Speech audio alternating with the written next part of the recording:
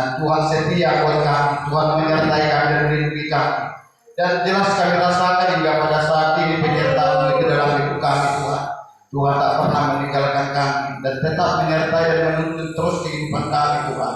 Berikan kami kekuatan, berikan kami penghiburan, menopang terus kehidupan kami, bahkan mencukupkan setiap kebutuhan kami.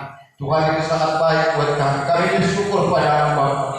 Saat ini kami bersyukur kami boleh lagi belajar firman untuk menguatkan terus kehidupan kami. Tuhan yang terus memberkati kami, menjawab setiap hati pikiran kami.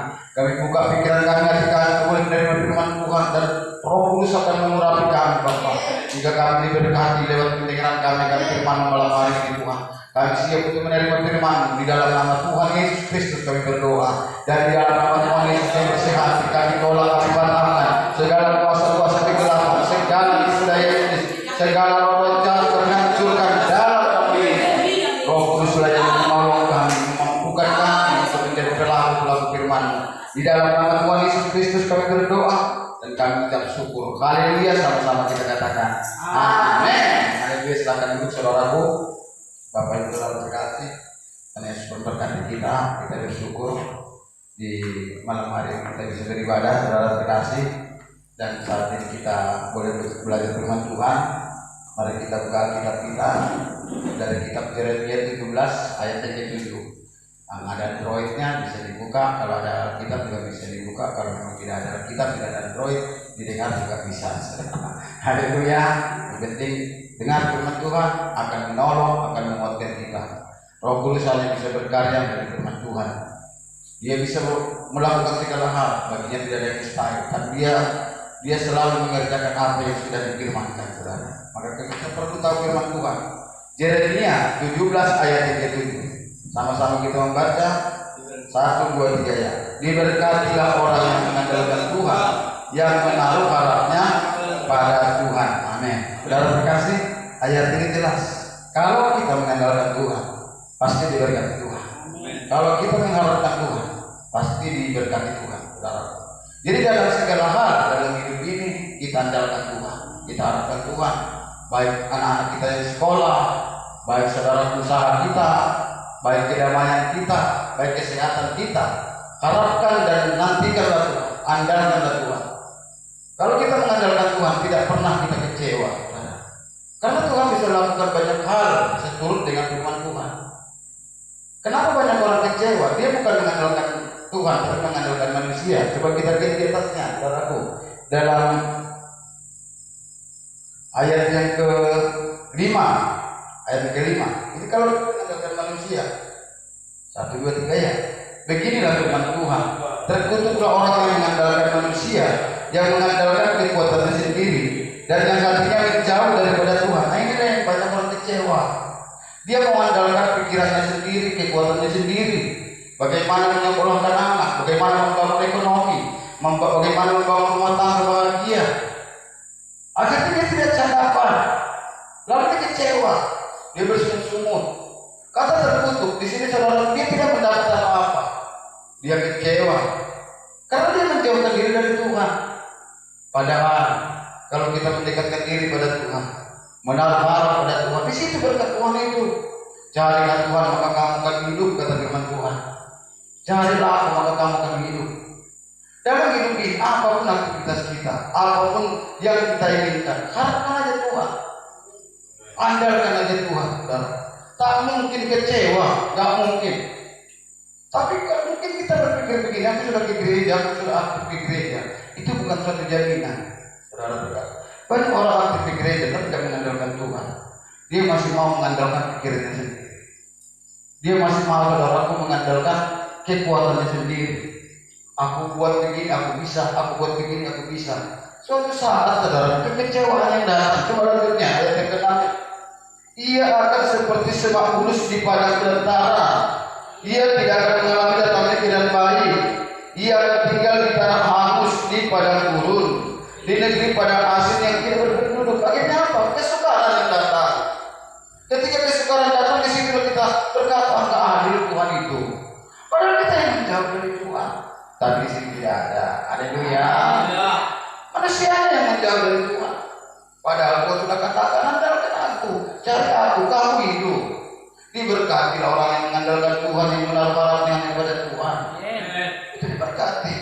Dan memang fakta, mulai dari zaman Adam hingga zaman sekarang. Adam waktu dia sungguh-sungguh ikut Tuhan, waktu dia belum jatuh ke dalam dosa pelanggaran, di mana jangan makan buah itu, tapi melalui Hawa mereka makan. Sebelumnya itu mereka bahagia, tetapi apa yang terjadi setelah mereka makan? Akhirnya mereka susah payah mencari makan mereka, saudaraku. Demikian juga saudara terkasih Abraham, Bapak segala bangsa. Saudara terkasih dari Tuhan, dia nggak punya anak waktu itu. Saudara terkasih, tapi dia tetap andalkan Tuhan. Apa yang terjadi? Tuhan kasih anak, diberi nama Ishak. Memang suatu kali mereka mengandalkan kekuatan dan pikiran mereka sendiri. Istrinya Sarah berkata, udah ambil aja budak itu yang namanya Hagar. Lalu dengan terpaksa, saudara terkasih, Abraham pun mengambil budaknya Sarah. Dinikahinya, saudara pun menjadi istrinya, dia menjadi istrinya. Apa yang terjadi? Lahirlah anak. Itulah musibah sampai sekarang. Selalu bermusuh antara agama, saudara. Itu yang buat. Demikian juga saudara terkasih Raja Daud. Ketika dia sungguh-sungguh ikut Tuhan, begitu dia diberkati. Begitu juga Raja Salomo. Waktu dia sungguh-sungguh ikut Tuhan, diberkati Tuhan. Waktu dia lari dari jalan Tuhan, apa yang terjadi? Susah dia, saudaraku. Begitu semua. Yunus, ketika dia ikut Tuhan, diberkati. Ketika dia lari dari jalan Tuhan, disuruh ke kota Niniwe, tapi dia pergi ke kota Tarsis. Dimakan ikan dia. Begitulah hidup ini. Ke Niniwe, kata Tuhan kepada Yunus. Tapi Yunus pergi ke Tarsis. Akhirnya susah dia. Seperti hidupnya seperti apa dikatakan, seperti padang belantara. Dia bukan di padang belantara, di dalam lautan dimakan ikan paus, dalam perut ikan paus. Bukan ikan paus kalau kata siapa kemarin, ikan besar katanya. Ikan besar. Begitulah hidup. Hidup kalau kita buat dengan mengandalkan Tuhan, pasti kita diberkati. Amin. Gak mungkin dipermalukan. Jalani terus hidup dengan mengandalkan Tuhan, dengan menaruh harapan kepada Tuhan. Apa yang katakan ayat yang ke-8? Ayat ke-8. Ia ada seperti pohon yang ditanam di tepi air, yang melambatkan akar-akarnya ke tepi batang air, dan yang tidak mengalami datangnya panas terik, yang daunnya tetap hijau, yang tidak khawatir dalam tahun kering, dan yang tidak berhenti menghasilkan buah. Artinya dia diberkati. Kalau terperinci di sini dipelajari, saudaraku, kalau dia melambatkan akar-akarnya di tepi batang air, pasti gak pernah gak dapat makanan. Akar kan menyerap makanan, pasti selalu ada makanan. Seperti khotbah hari ini, Tuhan menyediakan hidangan di hadapan musuh-musuhku, di hadapan lawan-lawanku. Tuhan siapkan hidangan, nggak pernah saudaraku kekurangan. Pasti diberkati usaha kita kalau kita mengandalkan Tuhan. Pasti seperti seperti pohon akarnya merambat kepada air. Dan yang tidak mengalami datangnya panas terik ini cenderung kepada kelaparan, kekurangan, kegersangan, hati yang gersang. Saudara, nggak pernah dia dalam hati ini seperti gersang. Selalu damai, sukacita, bahagia. Walaupun panas terik, tapi dia tidak pernah mengalami hati gersang. Kenapa banyak orang gersang di tengah-tengah panas terik? Karena menjauh dari Tuhan, dekatlah sama Tuhan. Seterik apapun panas rohani maksudnya, bukan panas matahari. Sepanas apapun keadaan, kita tetap damai. Haleluya. Karena kita saudaraku tidak mengalami datangnya panas terik, dan daunnya tetap hijau. Artinya selalu sukacita, bahagia, selalu hijau, cemerlang selalu. Saudara, amin. Dan dia tidak khawatir akan dalam tahun kering, nggak takut kekurangan, nggak takut suatu saat nanti kalau aku Tuhan aku bisa jatuh miskin, nggak ada. Karena nggak mungkin jatuh miskin orang yang menaruh harap pada Tuhan, nggak mungkin. Kalaupun ada orang rajin ke gereja lalu dia jatuh miskin, itu bukan takut Tuhan. Mungkin dia datang ke gereja tapi nggak mengandalkan Tuhan. Begitu. Pasti ada jalan keluar, pasti ada solusi, saudara. Makanya kenapa kalau saya selalu khotbah, saudara, jangan selalu cerita berkat. Karena kalau berkat Tuhan, kalau kita ikut Tuhan sungguh-sungguh, jangan serupa dengan dunia ini.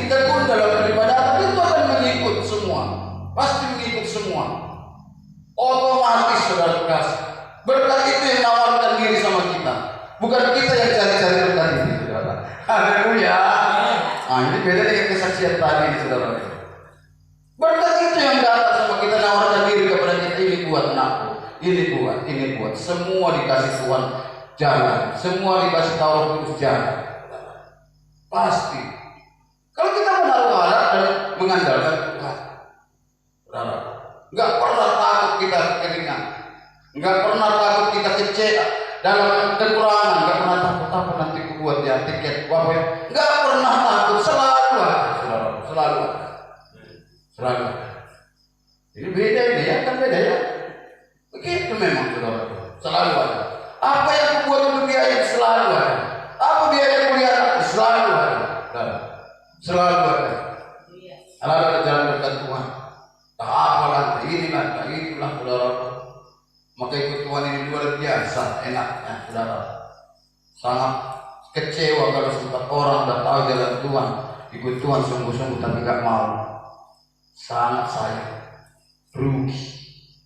Tahu itu Tuhan itu bahagia dan memang ada firman Tuhan berkata, aku memanggil kamu bukan hanya untuk percaya tapi untuk menderita. Penderitaannya bukan penderitaan gak makan, penderitaannya bukan penderitaan tidak berkecukupan, bukan penderitaannya karena orang gak senang lihat kita, karena kita ikut Tuhan. Setiap orang yang beribadah kepada Tuhan akan menderita aniaya. Di situ tidak enaknya, di situ penderitaannya. Tetapi orang yang sungguh-sungguh ikut Tuhan, yang mengharap pada Tuhan, yang mengandalkan Tuhan, penderitaannya bukan gak makan, anak gak sekolah, bukan itu penderitaannya. Penderitaan orang gak suka kita ikut Tuhan, itu saja.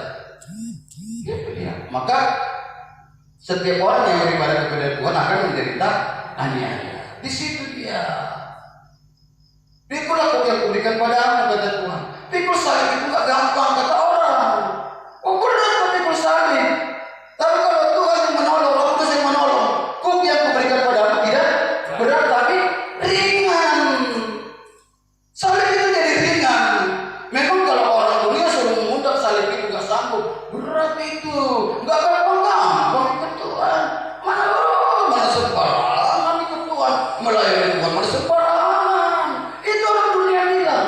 Tapi Tuhan bilang, kuk yang kuberikan padamu, salib yang kuberikan padamu tidak berat tapi ringan. Di situ orang salah kaprah, orang mau sulit sendiri. Maka saya mau berdebat tentang firman Tuhan. Kalau saya berkata enak ikut Tuhan, lalu orang berkata susah ikut Tuhan, jadi seperti iman. Itu saja saya. Saya begitu, saudaraku. Diberkati oleh orang pada Tuhan. Lalu orang berkata, mana mungkin kita diberkati? Ya udah, iman seperti itu. Firman Tuhan jelas, diberkati orang yang menaruh harap pada, yang mengandalkan Tuhan, yang menaruh harap pada Tuhan. Itu jelas dan fakta kok, nyata, luar biasa. Memang tidak masuk akal, tapi nyata.